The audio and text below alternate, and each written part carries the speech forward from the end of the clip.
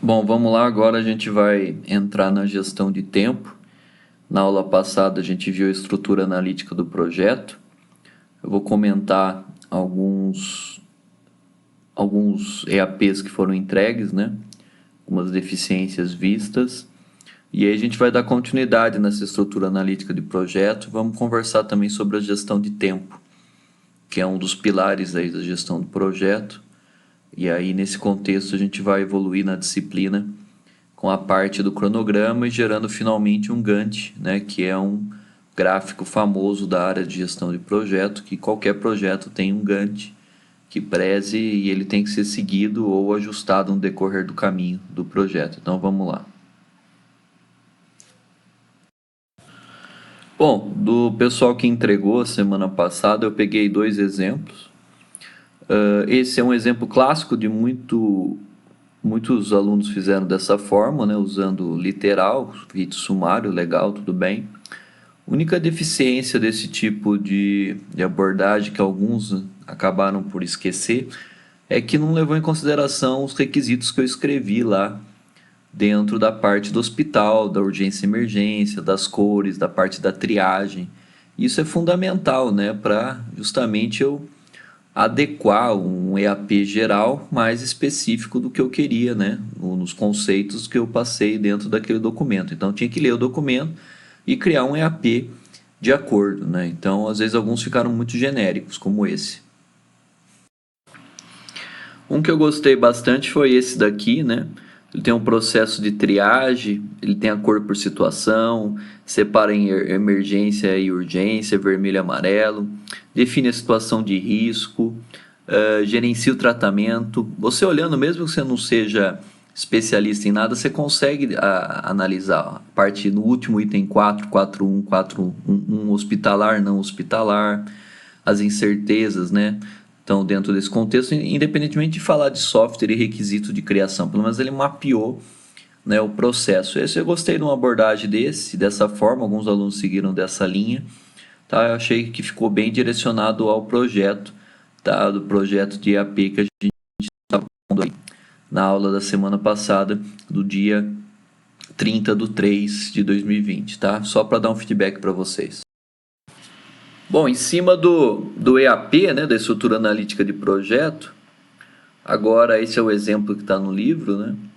Agora a gente vai trazer o que está em parênteses ali, tá vendo? Marco. Então, item 136, o item 144, o item 154, o item 168, o item 176, todos eles são marcos, ou seja, milestones, ou seja, marcos que eu tenho que entregar, alguma coisa palpável, algum deliverable palpável que eu consiga entregar para o cliente final ou para o patrocinador, né, que o gerente de projeto tem que se responsabilizar. Então, a definição de marco, né, o milestone, é que representa a conclusão de um conjunto de tarefas ou fase, passiva de aprovação e formalização por parte do cliente. Eu gosto sempre também, já associando os TCCs, que toda estrutura que você faça no EAP, pelo menos no final tem que ter um marco, ao menos um marco, um milestone. Pode ter mais, mas pelo menos um. Ou você vai entregar um documento, ou você vai entregar um código, ou você vai entregar um teste, uma validação, alguma coisa tem que entregar em cada uma das etapas. Então, um ponto X tem que entregar. Dois ponto X tem um milestone. Três ponto X tem um milestone, e assim por diante. Tá, eu acho que isso é bem interessante e fica mais palpável enxergar o que está acontecendo no projeto. Bom, Work Breakdown Structure é a mesma coisa, né? O WBS é a mesma coisa que o EAP, só é o termo em inglês utilizado, né, para a estrutura analítica de projeto. Perceba que aqui está circulado que cada etapa tem um marco, tá? Assim como eu falei no slide anterior. Então, dessa forma, a gente tem que sempre ter alguma coisa homologada, algo que aprove, né, a estrutura toda dessa árvore, ou mini árvore que a gente está criando, né? Então, o Work Breakdown Structure, também esse nome você pode ouvir aí no mercado, é a mesma coisa do que a gente está fazendo até agora, tendo também os marcos, os entregáveis, aí, os milestones, tá? Então vamos lá, vamos continuar agora com o PERT CPM. Bom, na década de 50 surgiram algumas ferramentas aí tá? Dois métodos que acabaram se agrupando em um único método, né? Que é o PERT e o CPM, muito utilizado em engenharia de produção. O PERT, que é o Program Evaluation Review Technique, e o CPM, que é o Critical Path Method, é a junção dessas duas técnicas vão gerar como se fosse um fluxo, um caminho onde o projeto vai passar, na onde eu penalizo ou eu crio também pesos para as etapas, né? Para analisar qual que é meu caminho crítico, que vai ser um caminho muito importante para mim que eu não posso tem que tomar cuidado e monitorar esse caminho crítico, mitigar os problemas o quanto antes, para que o meu projeto não atrase mais e acarrete, por exemplo, muito mudança de tempo que vai acarretar custos exacerbados para o projeto. Tá? Então vamos ver os exemplos. Bom, para isso vamos entender o que é o CPM, né, o caminho crítico. Então a técnica ela tem como objetivo identificar o caminho que consome mais tempo por meio de sua rede de atividades. O caminho que tem mais tempo, né, é chamado de caminho crítico. Essa atividade do caminho crítico vão ocupar maior tempo até a conclusão e é essa que eu tenho que tomar cuidado para não atrasar. Porque se atrasar uma delas, eu tenho pré-requisitos para ocorrer elas e elas vão ser pré-requisitos de outras que estão a seguir. Isso vai me gerar um problema grande que pode acarretar aí no projeto inteiro atrasar. E se o projeto inteiro atrasar, isso vai ter problema de custo também. Eu vou ter que fazer evaluate revision, vou ter que remodelar cronograma, vou ter que ter uma situação meio de saia justa com o cliente. E vocês sabem os outros problemas aí relacionados a atraso de projeto, né? Essa é a ideia do caminho crítico, o conceito. Bom, uma questão que apareceu no ENAD, essa 73. Uma das técnicas que auxiliam a gerência de projeto de software é o gráfico de atividades, por meio do qual é possível calcular, por exemplo, a duração de um projeto, as atividades críticas e as atividades que possuem folga para sua execução. Nesse gráfico, os círculos representam os eventos iniciais e finais de cada atividade. As arestas representam as atividades e os números associados às arestas representam a duração dessas atividades. Então, olhando o gráfico, a gente tem um gráfico aí. De A para B eu tenho 3, então pode ser 3 horas, 3 minutos, 3 dias, 3 semanas, eu não sei, um curso de 3. E aí eu tenho valores de B para C 2, B para D 4, então eu preciso saber qual o caminho que eu sigo, se eu vou de B para C, se eu vou B para E, eu vou para B para D, e assim por diante. Aí ele apresenta também uma outra tabela na porção lateral aí do slide, que é a taxa de custo de aceleração. E aí ele descreve as atividades.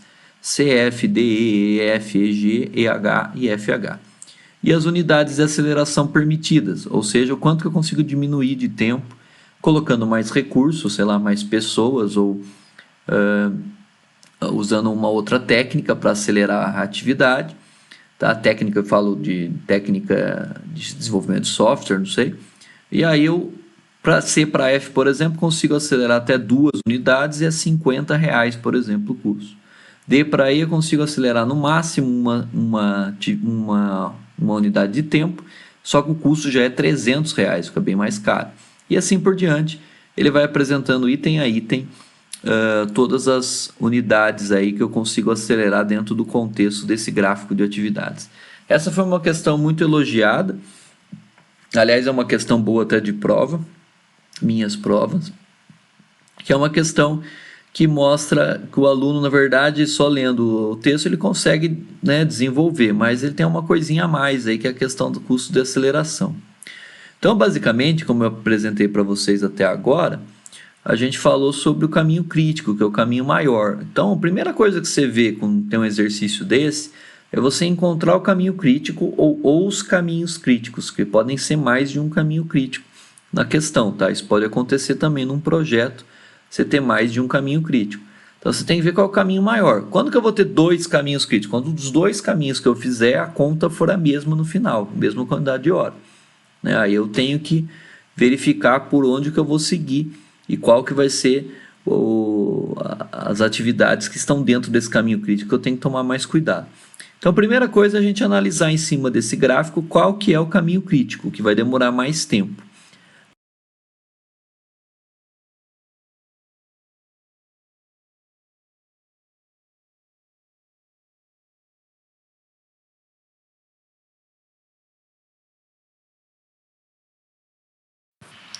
Então, continuando o enunciado, considere-se que o gráfico de atividades acima é a tabela de custo de aceleração das atividades de rede que podem ser aceleradas. Quais atividades devem ser aceleradas para que o tempo do projeto associado a esse gráfico seja reduzido em uma unidade de tempo e para que o custo total de aceleração seja o menor possível?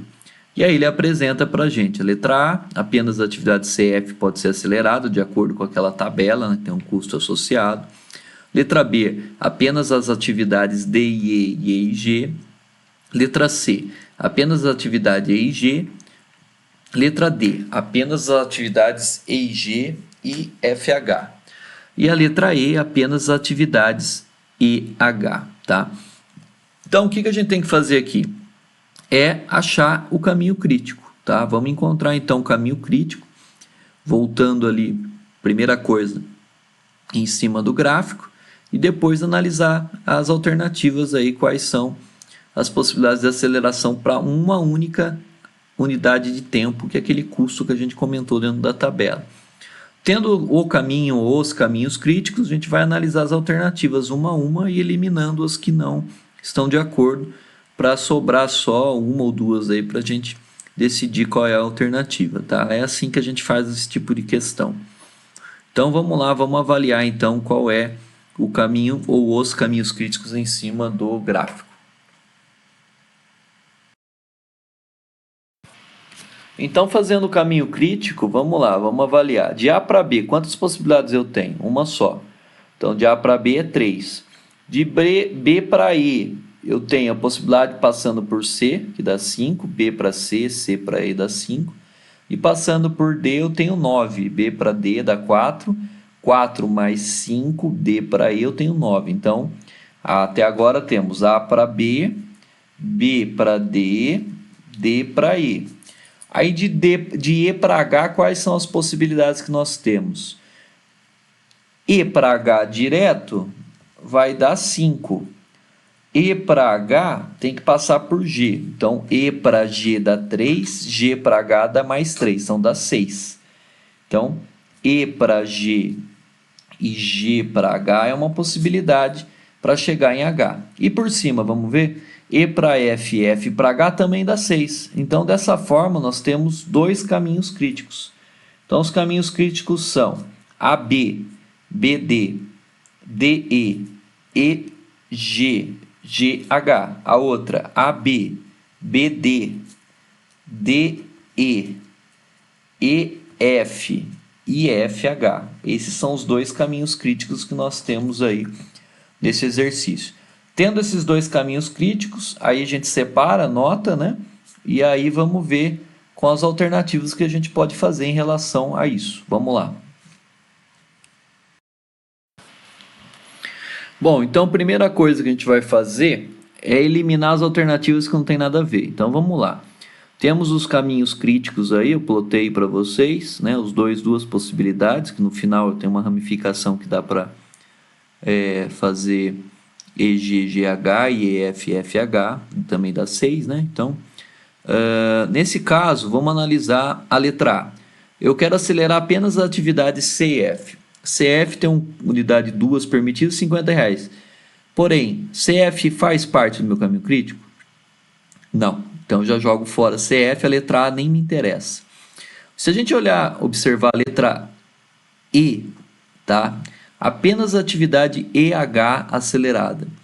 Outra coisa, EH é 2 unidades, 75 na tabela. Mas EH faz parte do meu caminho crítico? Não. Então, eu já jogo fora. Então, eu fiquei com a alternativa B, C e D.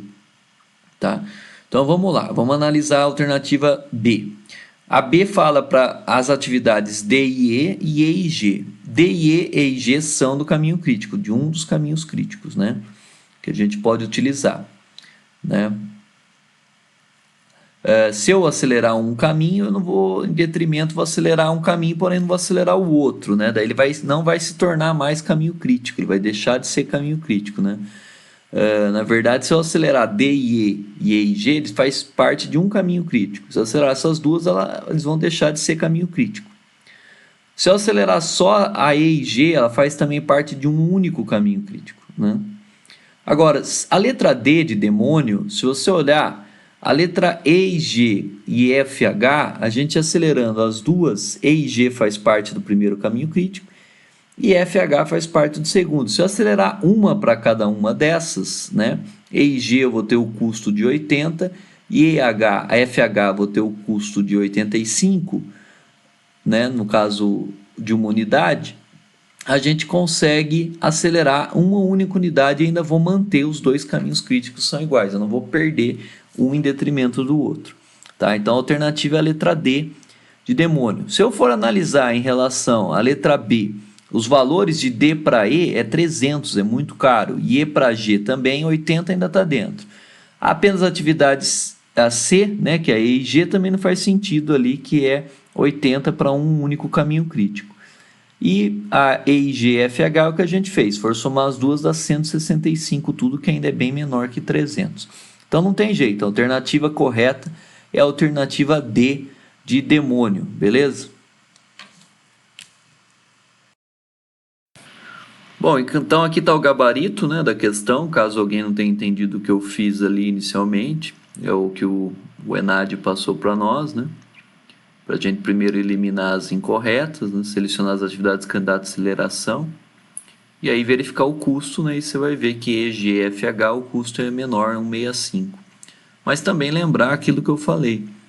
Se eu trabalhei, a única alternativa que dá a opção da gente colocar para um caminho, que a EG está presente apenas em um caminho, e FH só está presente no outro, que vai mudar um custo de aceleração, é a alternativa D, tá?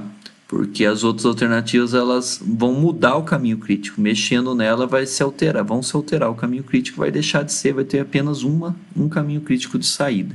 Então não tem como ter dúvida que tem que ser a alternativa D de qualquer jeito como resposta.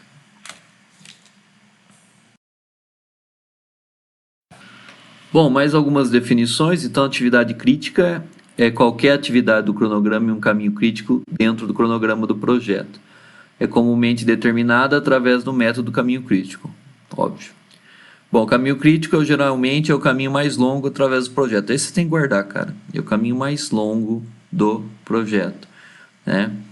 Então, sempre tem que ter um marco, né? Isso aí tem a ver com o que eu falei com o Work Breakdown Structure, o EAP, mesma coisa. E, finalmente, o caminho de rede é qualquer série contínua de atividade do cronograma conectado a relacionamento lógico num diagrama de rede como esse que a gente viu aí no exercício do ENAD. Tá? Basicamente, essas são as definições dentro do PERT CPM. Bom, vamos mostrar então o diagrama aqui com a parte do total float, o slack, né, que a gente chama, e free float, que é esse slack de tempo. Então a gente tem 5 porções importantes numa atividade. A duração total dela, pode ser em horas, dias ou, sei lá, semanas, meses. O início mais cedo, o IMC. O início mais tarde. Tudo que é início você vê à esquerda do bloco. E à direita você vê os términos. Término mais cedo e término mais tarde. TMC e TMT. Bom, desse jeito você pode calcular as datas para ver o quanto de folga tá, se você consegue encontrar uma folga total e uma folga livre. O IMC significa início da tarefa predecessora, o índice mais cedo, mais a duração total da tarefa. O TMC é o início mais cedo da tarefa, mais a duração dela, que é o término mais cedo. O término mais tarde é o término da tarefa anterior, menos a duração da tarefa anterior. E o início mais tarde é o término mais tarde, menos a duração da tarefa. Depois que finaliza essa etapa, nós vamos calcular o FT, que é a folga total, e a folga livre. A folga total ela é o término mais tarde menos o término mais cedo, ou o início mais tarde menos o início mais cedo. E a folga livre é o início mais cedo da atividade anterior menos o término mais cedo dessa atividade corrente. A folga total ela vai indicar para a gente algo muito importante, né? Que é o quanto que a gente consegue atrasar isso sem atrasar o projeto, desde que seja uma atividade crítica, do caminho crítico, como a gente viu nos slides anteriores. E a folga livre é quando eu posso atrasar essa atividade sem decorrência de atrasar o projeto, mas sim na atividade sucessora. Então, ela está ligada muito à próxima atividade e não a atividade do projeto todo, né? Que é a folga livre. Então, a folga total e a folga livre, elas vão nos permitir mapear o projeto e verificar, né, anteriormente quanto que a gente consegue dar de tempo para os nossos desenvolvedores aí, caso tenha um sobreaviso. É bom sempre criar esses cronogramas com alguma ressalva de tempo, né? Sempre um pouquinho a mais, que a gente sabe que acaba atrasando as coisas. Bom, então a gente vai desenvolver esse cronograma aí. O início é 0 e fim é 0. A é 5 unidade de tempo, B é 8, C é 6, D é 10, E é 8 e F é 9. Então, vamos trabalhar em cima do início mais cedo, né? Já colocando os valores para poder andar com o gráfico. Então, vou fazer passo a passo com vocês. Então, o início é 0, ele passa para o início mais cedo da letra A e da letra E que estão ligados a ele. Então, 0 vai no início mais cedo, aí eu faço 0 mais 5, no término mais cedo vira 5 no caso de A. 0 mais 8, o término mais cedo vira 8 no caso da letra E. É assim que se faz.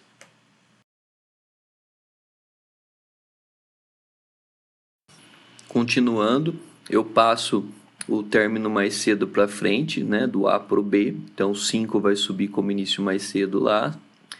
Aí eu pego o 8 com o 5, que é o tempo da atividade no B, vou fazer o término mais cedo, que vai valer 13. Assim eu vou fazer com a letra C também. Passo o 5 para baixo no início mais cedo, C com 6 a 11 assim.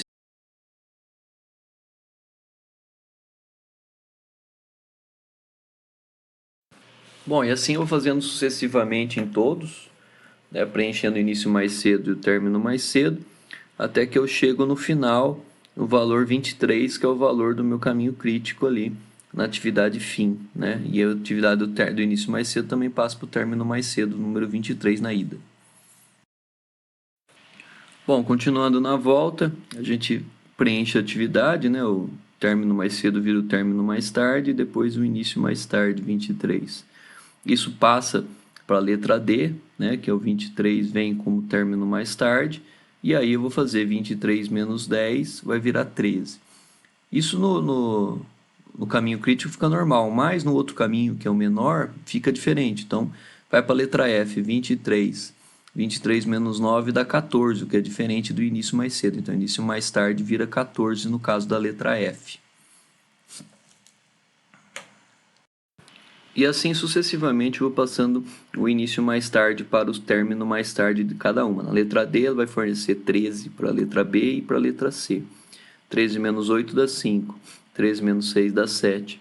Perceba que na letra B fica igual todos os valores de início e término, né? Porque esse é o caminho crítico. Nas outras vão estar diferente. A letra F é a mesma coisa, 23, na letra F para a letra E é a mesma coisa. Passo 14, né? 14 menos 8 dá 6 no início mais tarde. Lembrando que o 14 é o nosso início mais tarde da letra F.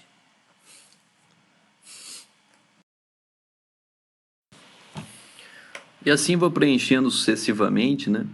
E aí eu posso calcular a partir daí as folgas totais e as folgas livres, né? Então a folga total eu pego sempre o valor dos términos mais tarde menos o términos mais cedo. Então eu posso fazer isso desde a letra D, 23 menos 23 vai dar folga total 0. 23 menos 17 na letra F vai dar folga total 6. 14 menos 8 na letra E, folga total igual a 6. Então a gente percebe que aquele caminho ali vai ter uma folga total, né? Geral de 6 no caminho secundário, letra E e F, né? Início, E, F, fim. E o caminho livre tem uma coisa interessante, que nos cálculos de folga livre, no qual eu pego o início mais cedo da atividade sucessora, menos o término mais cedo da atividade a próxima atividade na volta, ele tem que dar 0 sempre, da folga livre até o começo. Né? Isso mostra qual é o caminho crítico. Se você tiver dúvida, isso serve para validar a questão. E a folga livre, quando eu faço, por exemplo, baseada como a letra D, no início mais cedo menos o término mais cedo, 13 menos 11, eu tenho uma folga livre de 2 ali, né? Que no caso não é o caminho crítico. Então é assim que a gente faz para verificar as folgas livres e folgas totais dentro do contexto desse exercício, tá?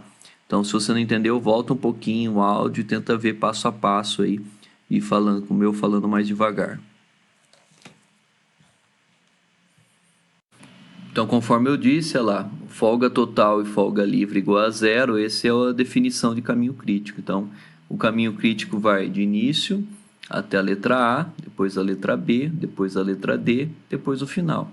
Se a gente somar início A, B e D e fim, vai dar 23. Então, início mais A dá 5, A mais B dá 13, 13 mais D, 23, e assim o final, como é zero, também dá 23. Então, vamos agora ver a ideia da folga total, né? Então, se a gente passar da atividade A para C, perceba que ela não está no caminho crítico. Então, ela pode até atrasar 2 dias para a próxima atividade alcançar de 11 para 13. Então, folga total apresenta para a gente que a gente tem 2 dias permitidos no atraso sem afetar o projeto todo. A FT tem a ver com o projeto todo. T total, lembre-se, total, todo o projeto, tá? Já vamos ver a definição de folga livre aí, também para a gente entender o conceito. Agora, folga livre, como eu estou colocando na seta o 2, quer dizer que eu tenho 2 dias sem atrasar a atividade sucessora, ou seja, a próxima atividade. Então, se eu tenho um FL igual a 2 de 11 para 13 da atividade C para a atividade D, quer dizer que eu não posso passar de 2. Se eu passar de 2, eu vou ter problema na próxima atividade ali, tá? Uma vez que ela é pré-requisito para gerar D, a C, no caso. Então, finalmente, tem o cronograma inteiro desenvolvido, né? O caminho crítico e as folgas. Perceba na letra E também, eu já falo da folga em dias, sem atraso, sem afetar o projeto inteiro, na letra E. Na letra F, mostrando que eu também ainda tenho 6 dias, porém tenho 0 dias, senão irei passar a atividade sucessora. Então, as duas atividades E e F, elas têm no total 6 dias para atrasar. Não quer dizer que ambas podem atrasar 6 dias. As duas somadas podem atrasar 6 dias, né? Então, é isso que eu quero dizer nesse slide. Então, esse é um passo a passo geral, né? Desenvolvimento de um cronograma completo baseado no item do PMBOK. Bom, isso pode ser passado para o project, né? Que é um Gantt, que vai gerar um Gantt baseado nisso, né? Ele pode fazer essa parte de início, término, predecessor, início antecipado, atrasado, e tem as traduções, né, de acordo com a versão, ou nas versões em inglês, e aí ele vai verificar qual que é o caminho crítico, quais atividades a gente pode atrasar ou não. Devido a essa parte aí da gente estar à distância, né, eu não vou estar cobrando isso do project, uma vez que eu não tenho todo mundo, é da Microsoft, é caro a licença, então eu vou trabalhar pedindo para vocês um Gantt qualquer, tá? Mas vamos fazer as atividades passo a passo, baseado num exemplo que eu vou dar, que eu vou pedir um exercício para vocês. Vamos lá, então.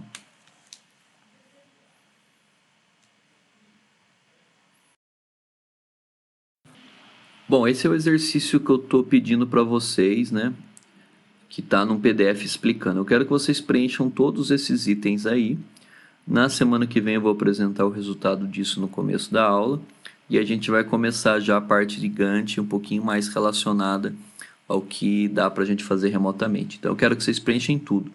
Início mais cedo, início mais tarde, término mais cedo, término mais tarde, achem o caminho crítico e também achem as folgas livres e folgas totais dentro desse diagrama completo. Essa é a atividade dessa semana aí, que eu estou dando um prazo um pouquinho maior para vocês resolverem aí, no caso, até o começo da próxima aula tem que estar todo mundo resolvido, ok?